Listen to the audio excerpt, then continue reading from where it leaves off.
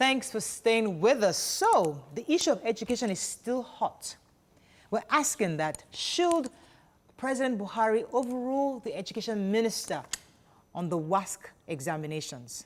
What are your thoughts on this? You can call us on 070-8066-8014. You can also tweet to us at TVC Connect. Please hashtag your TVC so we can read your tweets. So, from the papers today, we read the story that the National Assembly are urging the president to do a U-turn, saying that that it's important for us to let the children go ahead and write their exams. We also saw Afe Babalola also lend his own voice to it, saying that it's going to affect the children emotionally if they're not allowed to write the examinations. But there are still two sides to this story, and I'd like to hear your thoughts on it. I'd like to open our phone lines to parents and your thoughts, because, as I said, it's hot.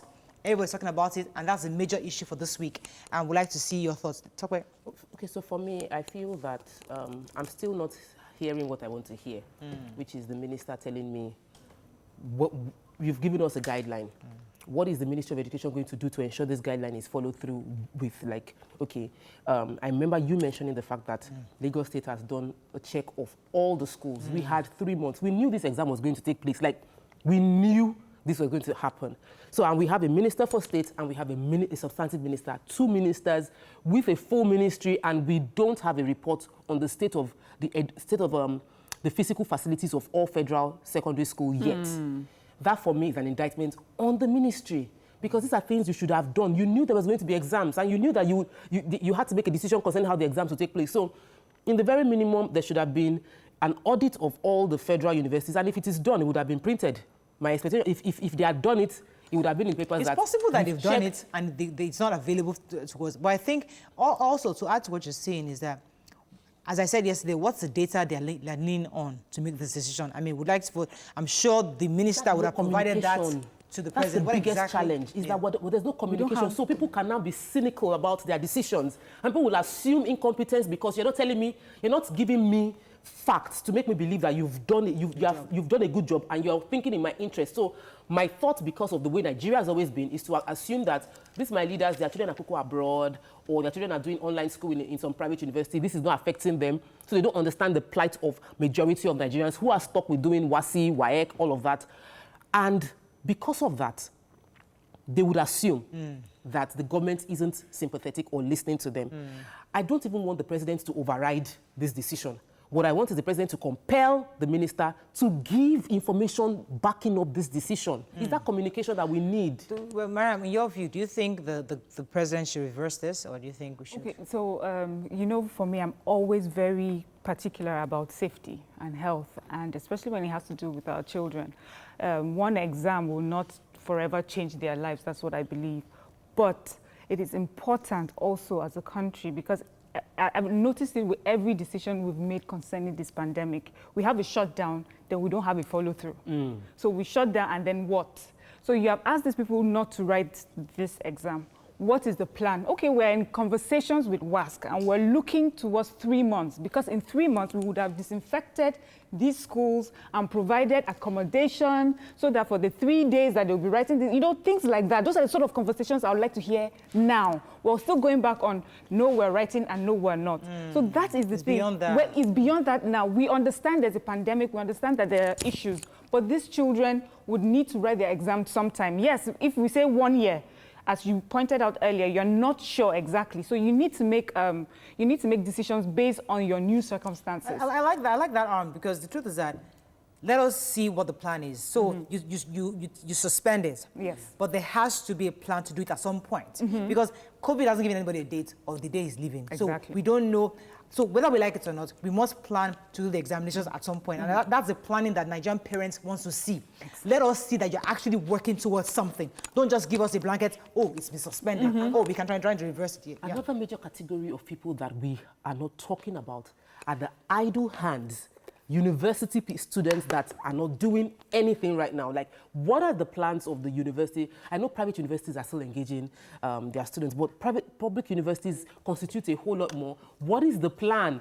Like, if there is no plan, you're just leaving them okay, we've been on lockdown, but now they've eased lockdown. What are you doing to the hundreds of thousands of university undergrads that have no idea when school will resume? Exactly. Thank you. Let me take this call from Adeton. Adeton, are you there? Thanks for calling.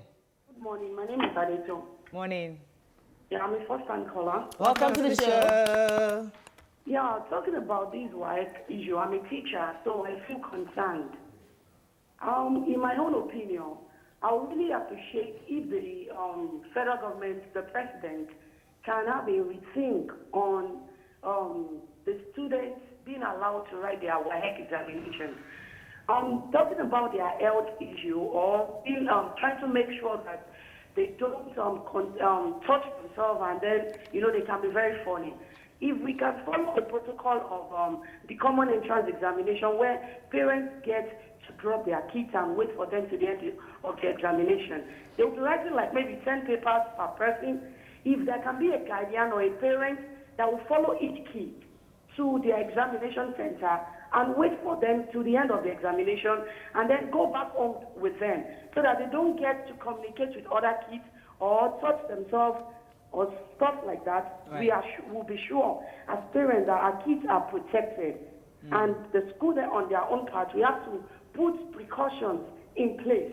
I think if this is put into consideration, then they can write their exam without an error. That's my opinion. Thank you very much on that. Yeah. Go ahead, Mary. Okay, so talking about examination centers, I don't know how many they have now and where they are. So what I would suggest that the government can do is have more centers and make it a little more local.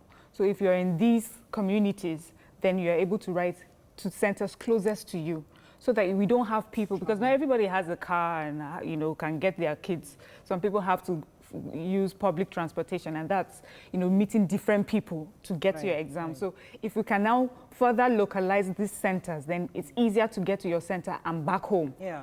Part of the suggestions that the Lagos State government was considering was that using all the schools, both primary, secondary, and even the model colleges, every single available school should be used where these children will be spread out. Yes. So we have about, I think less than 50,000 of these children across the state. So you ensure that you have a maximum of 20 children per class. Fantastic. So with that in place, but it's not just about Lagos State, it's beyond Lagos State. There are other states. So that's what we're asking for.